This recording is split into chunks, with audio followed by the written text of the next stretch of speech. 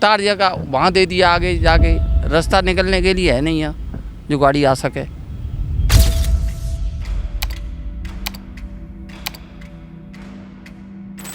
तो रोज 2-3 बस आती है।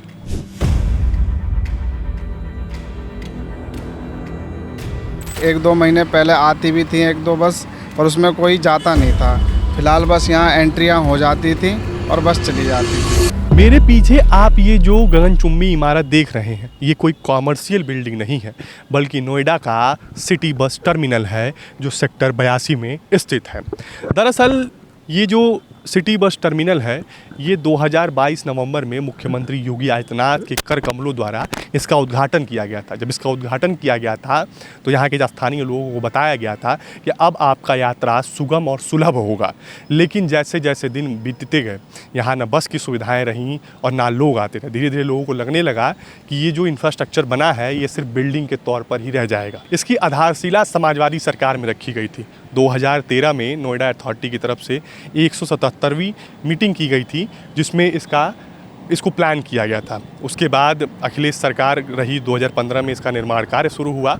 उसके बाद 2018 में निर्माण कार्य किसी कारणवश रुक जाता है, लेकिन फिर कोरोना के बाद इसका निर्माण शुरू होता है और 2022 आते आते इसका उद्घाटन हो जाता है। और उस उद्घाटन में बतौर मुख्य अतिथि के तौर पर प्रदेश के मुखिया योगी आदित्यनाथ आते हैं, जिनके कर कमलों द्वारा इस सिटी बस टर्मिनल का उद्घाटन किया जाता है।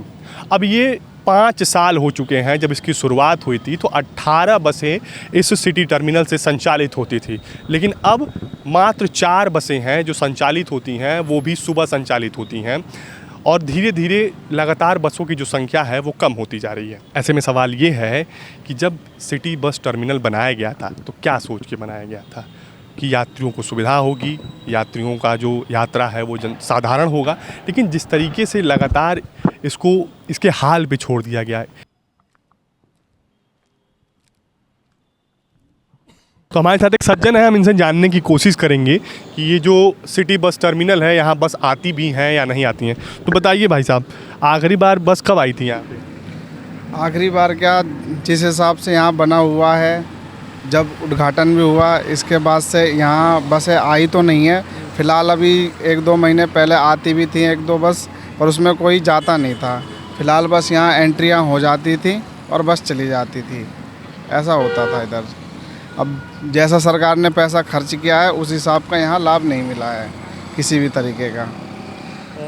और वैसे कोई यहाँ तो मैं देख रहा हूँ कि कोई कंडक्टर ड्राइवर वगैरह कुछ नहीं दिख रहा है, ये वीरान पड़ा हुआ है। तो क्या कभी सरकार की तरफ से ऐसी कोशिश की गई कि यहाँ बस लाई जाए, लोगों को जो आसानी हो? क्योंकि यहाँ जो ग्रेटर नोएडा, जो इस नोएडा साइड के जो लोग हैं, उनको सराय काले और कश्मीरी गेट जाने में दिक्कत तो होती ही होगी।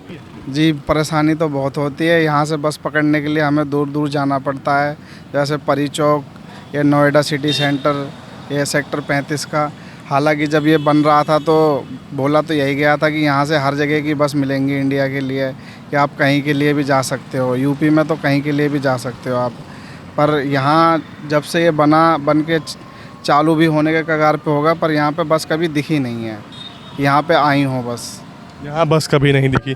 तो देखिए ये स्थिति है इस सिटी बस टर्मिनल की, कि लोग यहाँ जो यहाँ के स्थानीय लोग हैं वो हमें बता रहे हैं कि यहाँ जब बन रहा था तब तो बहुत भाव भंगिमा था कि यहाँ बसें आएंगी, यूपी भर की बसें आएंगी, जहाँ जाना हो यूपी भर में आप जा सकते हैं।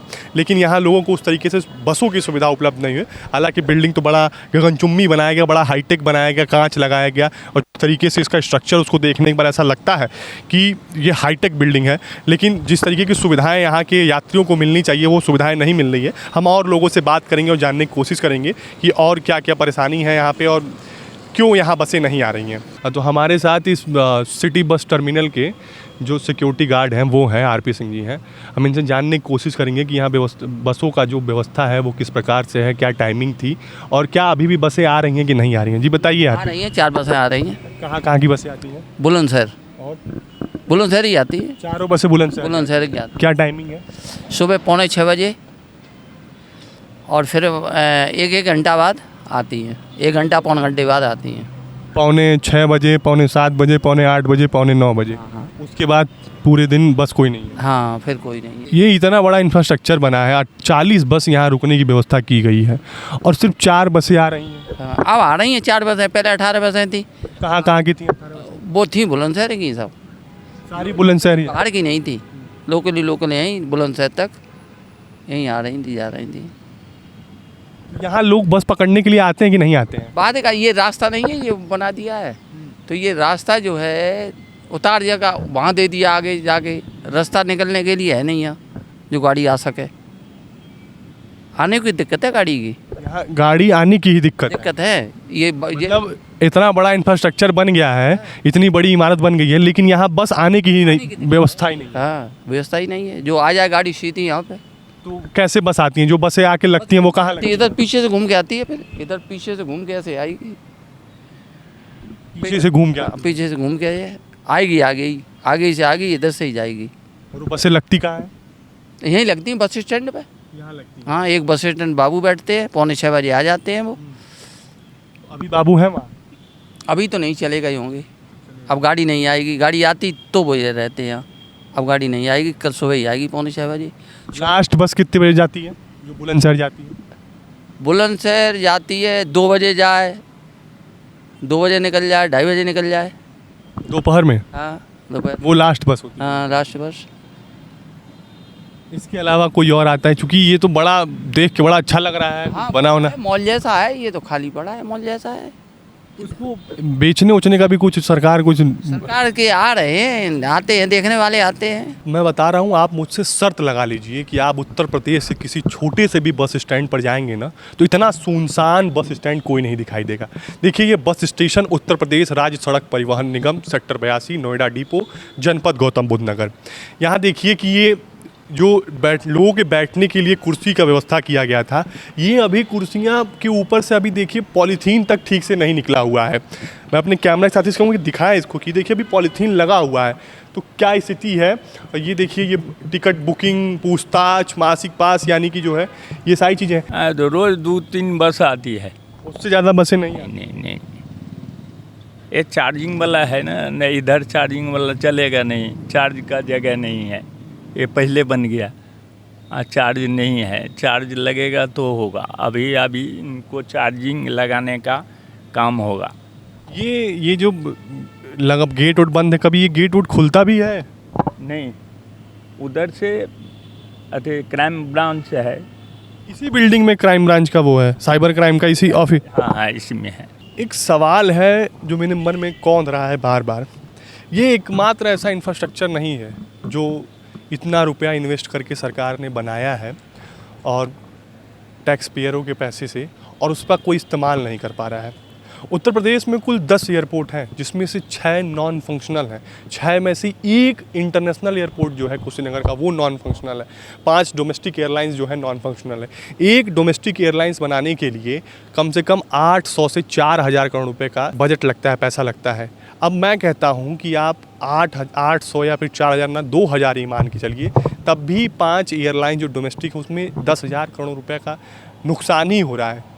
ना अलीगढ़ में फ़्लाइट उड़ रही है, ना मुरादाबाद में उड़ रही है, ना आजमगढ़ में उड़ रही है, ना चित्रकूट में उड़ रही है, ना श्रावस्ती में उड़ रही है। और एक इंटरनेशनल एयरपोर्ट कुशीनगर में, वहाँ भी जब से वो बना, उसका उद्घाटन हुआ, प्रधानमंत्री जी आए, तमाम तरीके की बातें कही गई कि प्रदेश में कनेक्टिविटी बढ़ रही है, लेकिन कहाँ कुछ हो रहा है। आप टैक्स पेयर के जो पैसे हैं, जो आम जन के पैसे हैं, उसका इस्तेमाल कर रहे हैं, लेकिन उसका कहीं यूज़फुल रिसोर्स के तौर पे इस्तेमाल नहीं कर रहे हैं आप कहीं भी। हालांकि कुछ रिपोर्ट्स में दावे तो यहाँ तक किए जा रहे हैं कि जो नोएडा अथॉरिटी है वो अब इस सिटी बस टर्मिनल को बेचना चाहती है।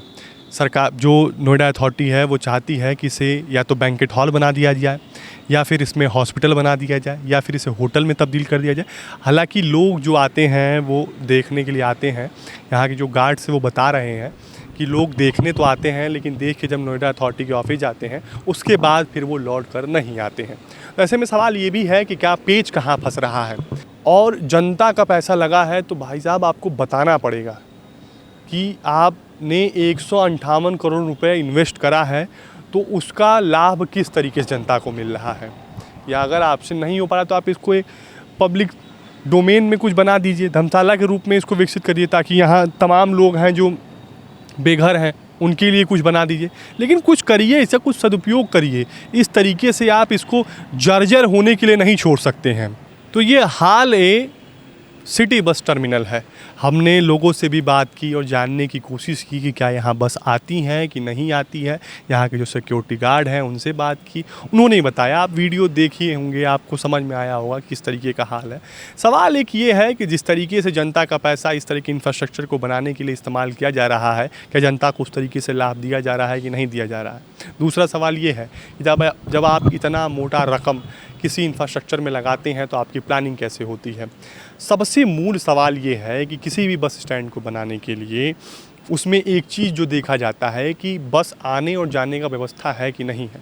यहाँ के जो सिक्योरिटी गार्ड में लगे लोग हैं उनसे बात करने के बाद हमें पता चला कि यहाँ बस के आने और जाने तक की उस तरीके से व्यवस्था नहीं है जिस तरीके से आम डिपो पर होता है। इससे जाम की स्थिति बन जाती है और धीरे धीरे ये स्थिति भयावह होने लगी। इसी की वजह से जो परिवहन विभाग है उसने इस डिपो को यानी इस बस टर्मिनल को अपने अंडर में लेने से मना कर दिया था। फिलहाल के लिए इतना ही। मेरा नाम गौरव मिश्रा है और कैमरे के पीछे मेरे साथी अनमोल है।